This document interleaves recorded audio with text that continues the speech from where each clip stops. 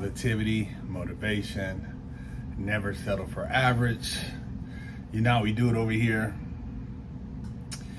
America has a fascination with race and the black culture.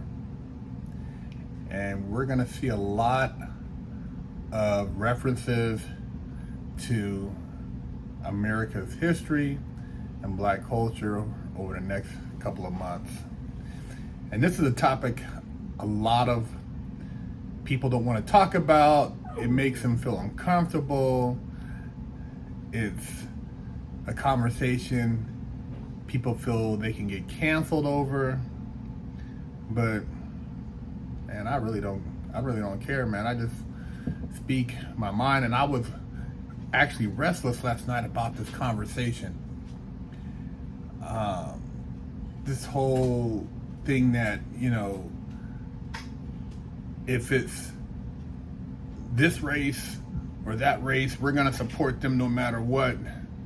And, you know, a lot of these people have never been in really situations where their life is on a line and they're relying on somebody based strictly on race to call shots for them for their survival.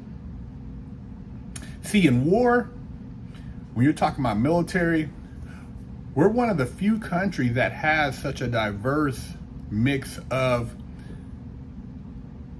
nationalities in our armed forces.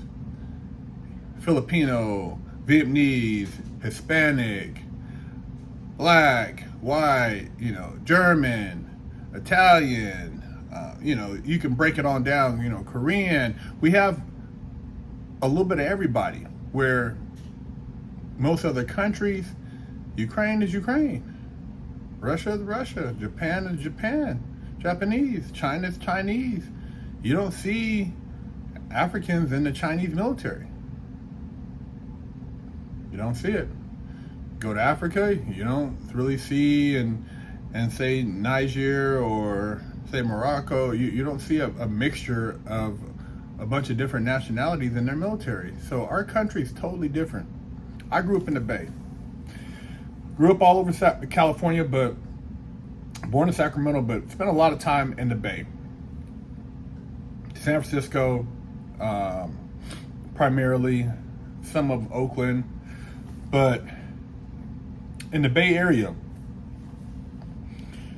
you'll have Filipino, Tongan, Samoan, Hawaiian, Vietnamese, Caucasian, black. You'll have a little bit of everybody, and there really isn't no race card. It's about your personality, being able to cap, you know, being solid, just being somebody that's real, and you're not really putting any big emphasis on somebody's skin color. You're not saying because he's black, he's the man, or this and that, because if he's a hot boy or if he's a piece of shit, then you're not going to be following that person. And so, you know, there's a variety of different cliques and hoods in the Bay, and it's a lot more diverse as opposed to you go to Southern California. You know, I forgot to mention, yeah, I said Mexican, but when you go to Southern California, you're not going to see a whole lot of mixture of the different nationalities in a lot of the street gangs or cliques like you'll see up in Northern California. You know, one of my best friends in Northern California was Mexican, and it used to blow people away in the federal pen when I kicked it with a lot of the Mexicans, because Mexicans down south and blacks, they don't interact at all in the penitentiary. So no. So it's very different depending on where you go. But as we get into the face of, you know, this political arena, and then you look at like what we have going on, and I'll say it straight up, a lot of cultures like black culture, but they don't want to be black per se. They love the hip hop, they love the swag, they love the dress, they love the interaction, but they don't want the identity. Nobody wants to be known, as somebody who's just a thug, somebody who's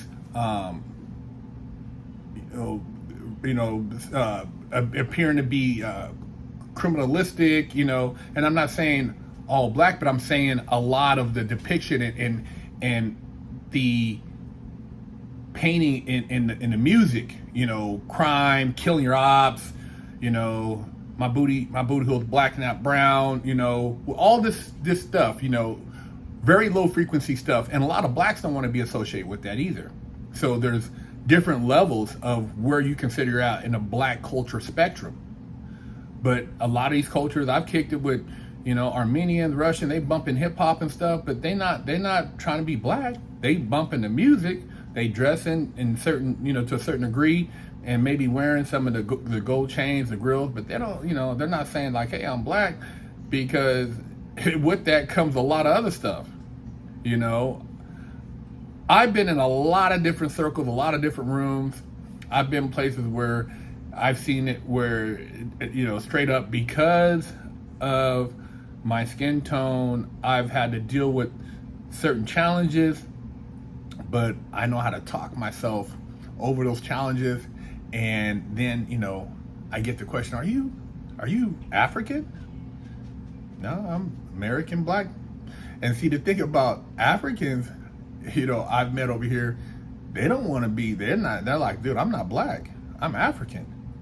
So there's a distinction. And I'm saying all this to go right around to even say like how, everybody's jumping on a black woman in the White House. Let me tell you something, man. At the end of the day, I don't care if it's a white woman, a black man, a white guy, Hispanic male, an Indian. Bro, who's gonna do the best job? I'm not following somebody just because they're black. Oh man, and they're straight trash. I've seen black leaders, straight trash, and they basically use the black card to get what they need, but they don't give the blacks anything. They look at some of these people who are black leaders, Mayor Lightfoot, the current mayor of Chicago, Baltimore, some of these cities, they're garbage. They ain't done nothing. And then they turn around, and then when they need I'm black people support. And the whole thing at the end of the day, man, is if you could talk to a Mexican person, an Italian person, an Irish person, a Caucasian person, and you see that you have the same ideals, the same values, what difference does it make if you decide to have this person roll with you? Our whole political system is based on divide. This damn DEI stuff, man, look. Indians do not consider themselves black. I've seen some Indians dark as me, straight hair. Man, they're not getting down with blacks. Their culture is totally different. Totally different. They're not getting down with blacks. And if you say somebody like, oh man, they're Jamaican and Indian, or they're African and Finnish, well, because they have a little bit of skin tone, oh, they're black. Bro, it doesn't work like that.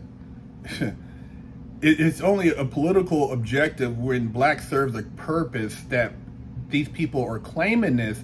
And it is what it is. I don't even knock it. I went to a function for an investment idea with my wife for an app looking for investors. I'm the only black man in this place in Southern California and Costa Mesa at this function. I got up and spoke, pitched my idea. It was very intimidating, but I'm like, man, I like to be out of my comfort zone when I do stuff. And the people that were there, all Indian, balling. And the one guy, you know, he approached me and said, man, you had a great idea. I love the concept, but man, I only invest in other Indians. That's just how it is, man. I'm not mad at it. I had to respect the man because he was honest. The difference is, blacks don't support each other like that, for one, and then they're quick to jump on the bandwagon of somebody who really doesn't give a damn about them. Doesn't give a damn about them at all. And it just blows my mind how, I don't know if they're not uneducated, but just, I don't know if it's just the ability to not comprehend when, oh, I stand with this person for what? Because they look like you. You know how many times if I would have rent with somebody who was so-called from my city or looked like me in the pen, I would have got my wig split. These dudes are garbage. Thieves, snitches, no good, you know, bad character, you know, lack of education. For one, I'm not following an idiot. And that's some of the things I look at when people just follow somebody. What do you look at this person and their character? And I'm not asking nobody to follow me. You know, you don't have to subscribe to the channel. You can watch this and not follow whatever, but I'm just being 100, man. At least I don't try to pretend where I didn't come from. I wasn't a street dude my whole life. I was, you know, straight A student. I was a square, skateboard, BMXing, then got caught up in the streets, you know, robbery, porn industry, you know, went to the pen, and here I am. But I'm not going to sit here and lie, and I'm not an idiot. I know how to read. I educated myself, but I don't tunnel vision myself into thinking I'm only going to entertain somebody if they're black. And people say, well, you don't love your race. You married a white woman, blah, blah, blah. Man, look, you don't love your race because you don't call out the nonsense. Half the people who sit here and say that, then they turn around, they got their daughters listening to music, following people who are basically grooming them to be hoes. You got other people grooming you to be killers, and you're not really having a discussion with them to let them know that that's fantasy, but you're glorifying this stuff. And then you tell them I go to church on Sunday. You can't serve two gods, man. You can't serve two sides. It's like you can't be in the hood trying to kick it with a bunch of, you know, homies and do this and that, and then be over here doing something else, because eventually the hood aspect, there's somebody in there who's going to be like, man, this dude, you know, I don't like him. He's doing this. You know, we got to take him out. And you will get caught up. I said it before, it's the tar baby thing. Once you get it on your hands, it's hard to get it off. You can't keep playing over here and thinking you can, you know, play both sides. You either got to let one side go, divorce yourself and go all the way and try to find your way, or you got to just play the hood and just, you know, skate on on that line. You can't play both sides, man. And a lot of people, they're afraid to say what I'm talking about. And, you know, even in black culture, I've seen how, you know, if a person is mixed race and it's a bunch of per se white people, you see the person, you can tell they're mixed race, hair's a little kinky, you know, features, you go up to them. I've done this before. And what's up, man? You know, nice ride, man. He look at me like I'm straight boo-boo because I'm a darker complexion. But if there was a situation where there was a few more blacks besides him and me, he would try to act like he's black because he wants to be down with the black power. Even blacks play it. Mixed race blacks, I see it all the time. And it's like, it's not even, I just like, it's not even a mystery. I've been in places, I've seen, you know, growing up, I seen, you know, I remember going to a school that's predominantly all white, 4 blacks. One of the black dudes there, he would use his blackness to his advantage. I commend him for doing it. He would use it. He was light enough to where he could hook up with all the white girls and not be ostracized, but he was black enough to where he said he could say he was down with the gangs and they would believe him. but he really wasn't that hard of a dude. He wasn't cut like that, but he could play it because he knew how to talk the language. And he played both sides. Mom white, dad black. He's able to play the white card over here. White guys accept him. He can hang out. You know, me, I'm a little bit darker, so of course I get a little bit more scrutiny. You know, I get questioned more. You know, and I really didn't trip off, the interracial aspect of it, because where I came from, like I said, Northern California, even in Sacramento, it wasn't about, oh, you're dating, white girl, Mexican. I dated everybody, as far as, Filipino, Mexican, white, black. It wasn't a big thing. But when I was in SoCal at the time, HB it was. And, I realized because of just my skin tone, there was a different perception. But I'm not mad at it now because I understand it, man. And I know as young people, you want to fit in, you don't feel ostracized, and you're trying to become part of a tribe, and that's the culture. But I tell guys, even looking back now, guys I went to school with, I had to carry myself a certain way because of how I was perceived, and I didn't understand why somebody looked at me differently because of my skin color or how I talked, how I walked. I didn't understand that. But you are judged differently. I'm not blind to this American culture thing, but I talk to a lot of people, so I don't just limit my conversation to what I heard from this black guy or this Mexican guy or this white guy. I talk to a lot of people, and then I share my ideas, and I try to see where the middle ground is. But this divide, especially if you look at the DEI, diversity, equity, include. I mean, dude, I wouldn't care if a doctor was Indian, Vietnamese, Chinese, Italian, black. I want the best. Don't put somebody in there because you're trying to make it look like a better box of crowns. That's bullshit, man. I used to, be in a GATE program growing up. They had gifted and talented. I heard they got rid of a lot of that in the public schools. On the military base they had that. But in private school, I imagine they still have that. But we don't want to make it seem like these kids are smarter than other kids. Some people are smarter because they work harder. And maybe, the home environment is more conducive for them to better educate themselves. But if you're not doing the work, you're getting bad grades, then that's what you get. If you're an F, you're an F, man. You can't figure out trigonometry, then don't become an engineer. If the tutoring didn't help, then maybe find something else. Maybe go into literature. Maybe go into science. Maybe you'll be good at science. But to say that, this person, we want to make it feel like this. That's another way of dividing, because you're giving people something they don't deserve, and the people who actually earned it are getting kicked out of those positions, which at the end of the day, if your scores are the same, then at that point it's a matter of personality and character. But if your scores are different by miles, then dude, the person who got the lower score, you're out of there. There is no brownie points. There is no,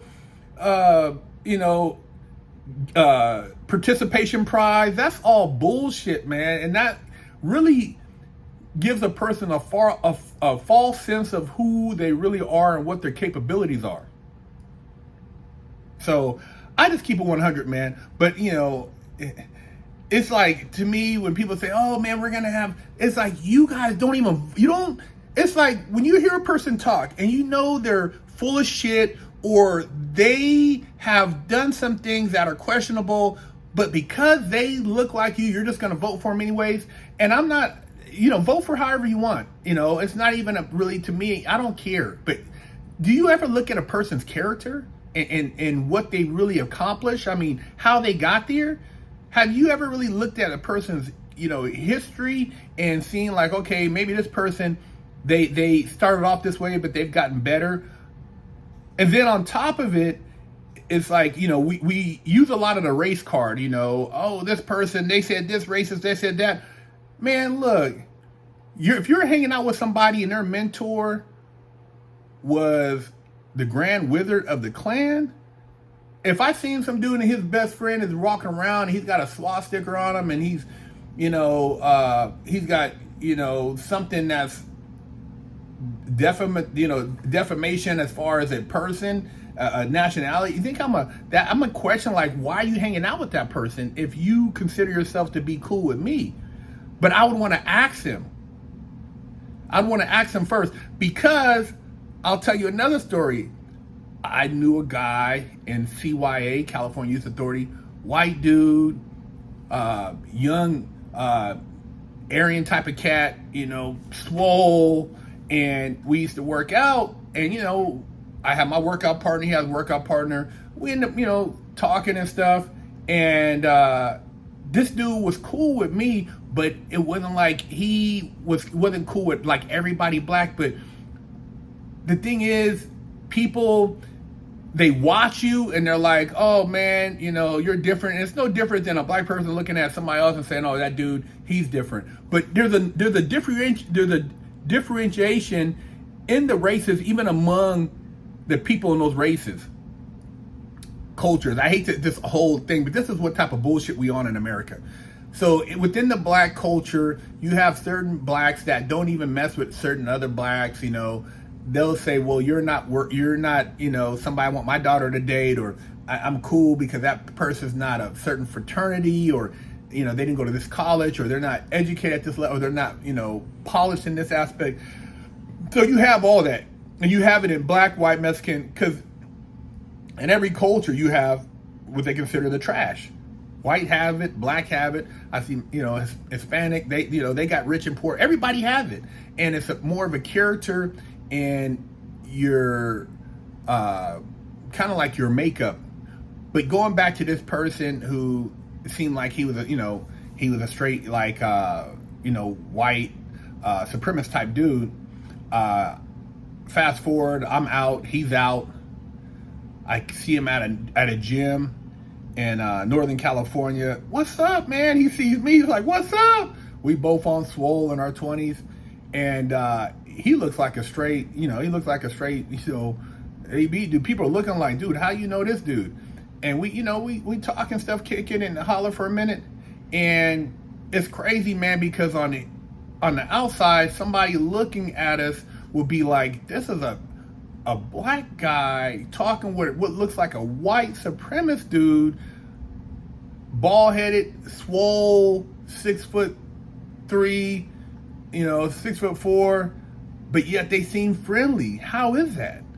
Well, then black guys are asking me like, man, how you know that dude? I said, oh man, I did time with him, blah, blah, blah. And they're like, dude, you see that dude's tattoos? I said, yeah, I know. I don't know as far as like, I didn't get into the history of why he got the tattoos. I know those tattoos are offensive, and I know, and he didn't have all those tattoos when we were in CYA, but he had these tattoos. But it's just like, the communication is crazy because, we were able to communicate in the free world, but had I seen him fast forward in a situation where we were incarcerated, we could have never have talked, and he could have never acknowledged me.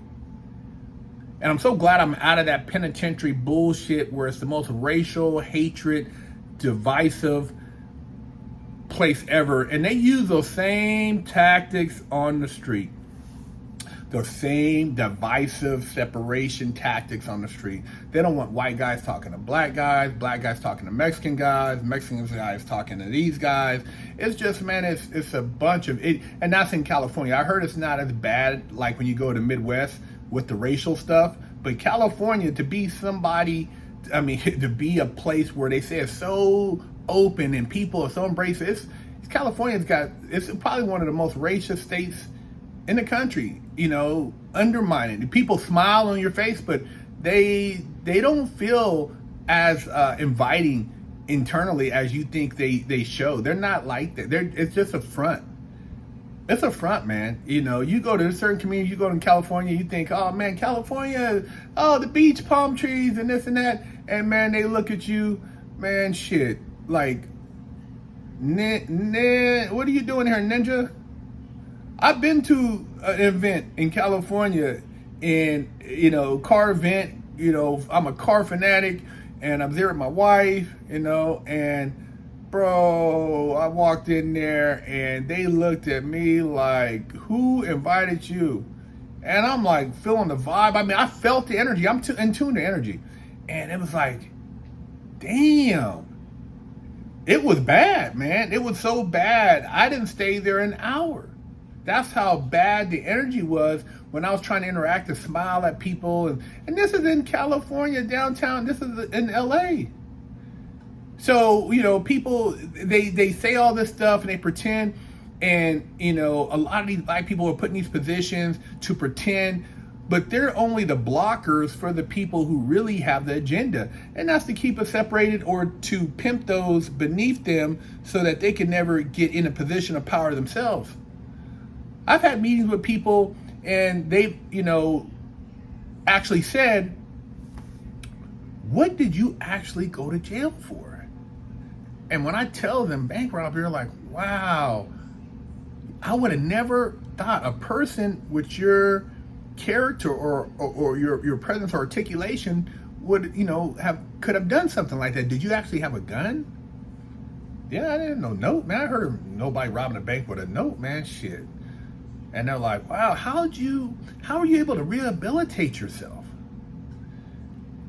I'm like, yeah, rehabilitate read, man. I wasn't a dummy. I had a couple years of college education. My mom always pressed, education at home.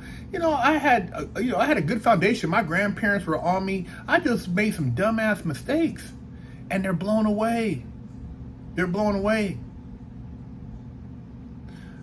But at the end of the day, black culture, white culture, Asian culture, Hispanic culture, Mexican culture, whatever you want to call it, European culture, man, look at a person not just for what you see with this right here. Listen into this right here. Listen to what comes out their mouth, what they speak. Because we're not all the same, man. I'm not, claiming that somebody is my people unless I know they have the same values. I don't want my, daughter to be a hoe, shaking her ass all the time, putting her coochie out. And I worked in the industry where that's what they do. They put their coochies out there and they're hoes. They're professional hoes. The adult entertainment industry. They, slinging. And I was a male hoe. But being realistic, I wouldn't want that. I wouldn't tell my son, "Oh man, you'd be a porn star. You go out there and bust cheeks." I wouldn't do it. Because I've lived the life, man. That's why I can speak on stuff. Just like when I talk about, the violence and the robbing. I'm telling these kids to try to save their lives. I don't want you to go out there and be a gangster. I wanted to be a gangster. I thought I had a certain warped mentality, and I thought that was gangster, and it's not. Gangsters are, they're in the suits, sitting in these office buildings calling shots, in a private jet somewhere. Those are the gangsters. It's not the ones running around here doing stupid shit, pumping on some little broads here and there. That's not gangster, man. And the divide, and it's just, it is what it is. But, if you can consciously elevate yourself, you can see the big picture. But when somebody, wants a benefit, oh, I'm black. Oh, yes, I'm black. My mom's white, but I'm black too. Black power. I'm down with you. Yeah, oh, I feel the struggles. Man, you get pulled over. Ain't nobody. You can say, you can pass. There's no passing for me. I'm black. Ain't no cut, man. Ain't no cut unless it's like, 4 or 5 generations back. So it's black for benefits. You know what I mean? Man, come on, man. People like, and like I said, I didn't want to make this a political thing, but when I seen like, oh, black, she's Jamaican and this and that, and I'm talking about Kamala, man. I'm talking about Kamala and, how they make this, it's going to make this a racial thing. And at the end of the day, to me, it's like, I look at economy, border safety, communities, drug use, and then you're saying a woman. Isn't this the same person that couldn't define woman? Couldn't define woman. You got dudes beating up women in the Olympics. Nobody's saying anything. Guys going into the women's bathroom, just how I identify. Nobody's saying anything. Immigrants, people, pillaging. Come on, man. America, wake up. Black people, wake up. Do you not see the play? You could be who you are, but at the end of the day, just because, oh my God, women think bigger than that. Do you think realistically, can this person do what they're supposed to do and get the job done? If you don't like Trump, you don't like Trump. I'm not telling you to vote for him either. Make your own decision. But I'm just saying, when my whole thing about this was black, and then how they use that. They use the black card whenever they want to get us going. Oh, black, you got to come together. And there is no coming together, because we'd be speaking out about a lot of the black violence, about things, about our young men with no fathers in the house. How we divided the black household, and how half the kids that are in prison, over half of them have no black male role model, no father figure. Black women, oh, we can do it. You can't do it by yourself. You're not capable. Not long term. Why not? The family structure needs to be together. You need to have, if you're going to have it, just like the white male and the white woman, you got to have the family structure. And if it's black male, white woman, however you're going to have it, you got to have two male, female raising children, raising values, instilling certain things. But to say that, oh man, this black this, white this, Mexican, it doesn't add up to me, and I was just thinking, like I said, how it's convenient to be black in certain circumstances, but you go in a county jail and you see somebody that look like you. Oh, what's up, bro? Oh, no, habla inglés. So you're like, what? Cuban, I'm Cuban. Colombian, Brazilian. Man, they real quick, dark as me. Man, they is not black, because black is they rolling with the Mexicans. But you see them on the yard. Oh, homie, what's up? Hold on, bro. You was in the county saying you wasn't black. It's no different than what's going on now. You know what I mean? That's why certain people can do certain things, because they have no empathy, because they're not black. But then if they need the black vote, oh, I got a black cousin. I got a black uncle. Black people, quit falling for the relative situation. Just, if a person, at the end of the day, you look at who they are and look at their character. Look at what their track record. If their track record is garbage, it's garbage. Quit lying to yourself because you want somebody black. Not everybody black cares about you. Just listen to the music, look at the imagery, and look at what's promoted. Not everybody black cares about you. It's just, and I'm not saying you should go bow down to anybody that's not black. All I'm saying is use your critical thinking. Use your ability to look at things and break down what you see and what you hear, and don't, women, we got to get a woman. Is it going to be a good woman? Can she represent? Come on now. I'm not saying, I'm just, like I said, if it's a man, either way, you got a woman and she's not even standing up for women's rights. Like I said, you got women getting beat up by men, women losing to men in beauty pageants, women sharing bathroom with men who identify as women, men going to the pen getting sex changes to become women, and men going into women's prisons raping women. And the woman you're talking about endorsed all this stuff.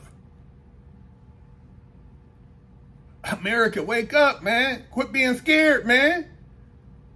Call it like it is. BigHerc916, man.